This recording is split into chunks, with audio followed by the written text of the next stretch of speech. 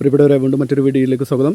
ഇന്ന് ഹൈക്കോടതിയിൽ ഹൈറിച്ചിൻ്റെ കേസുണ്ടായിരുന്നു. ഇവരുടെ പ്രോപ്പർട്ടികളും അക്കൗണ്ടുകളും സീസ് ചെയ്യുകയും ഫ്രീസ് ചെയ്യുകയും ചെയ്ത നടപടി സെഷൻ കോർട്ട് ഡെസിഗ്നേറ്റഡ് കോർട്ട് സ്ഥിരപ്പെടുത്തിയതിനെതിരെയായിരുന്നു ഇവർ ഹർജി കൊടുത്തിരുന്നത്, അതിനെ ചോദ്യം ചെയ്തിട്ട്. അതിൽ അവർ പ്രധാനമായിട്ടും ഉന്നയിച്ചത് കോമ്പറ്റൻ്റ് അതോറിറ്റി ഇത് ജപ്തി ചെയ്തതിന് ശേഷം സമയബന്ധിതമായിട്ട് 2 മാസത്തിനുള്ളിൽ ഡെസിഗ്നേറ്റഡ് കോർട്ടിൽ അപേക്ഷ സമർപ്പിച്ചിട്ടില്ല. അതുകൊണ്ട് തന്നെ ഇത് സമയം വൈകിട്ട് വന്ന അപേക്ഷ ആയതുകൊണ്ട് ഇത് സ്ഥിരപ്പെടുത്തിയ നടപടി അംഗീകരിക്കാനാവില്ല എന്നായിരുന്നു ഹൈക്കോടതിയിൽ ഉന്നയിച്ചത്. ഇതേ വാദം സെഷൻ കോർട്ടിൽ ഉന്നയിച്ചിട്ട് സെഷൻ കോർട്ട് തള്ളിക്കളഞ്ഞതായിരുന്നു. മറ്റ് കേസുകളിൽ സുപ്രീം കോടതിയുടെയും അതുപോലെ തന്നെ മദ്രാസ് ഹൈക്കോടതിയുടെയും ഒക്കെ വിധി ചൂണ്ടിക്കാണിച്ചിട്ട് സെഷൻ കോർട്ട് അത് തള്ളിക്കളഞ്ഞതായിരുന്നു. എന്നാൽ ഹൈക്കോർട്ട് ഇവരുടെ വാദം അംഗീകരിച്ചിട്ടുണ്ട്. എന്നാൽ നിലവിൽ ഇതേ അക്കൗണ്ടുകൾ PML ആക്ടിൻ്റെ വയലേഷൻ ആരോപിച്ചിട്ട് ED ഫ്രീസ് ചെയ്തിട്ടുള്ളതിനാൽ ഈ അക്കൗണ്ടുകൾ ഓപ്പറേറ്റ് ചെയ്യാനൊന്നും പറ്റില്ല.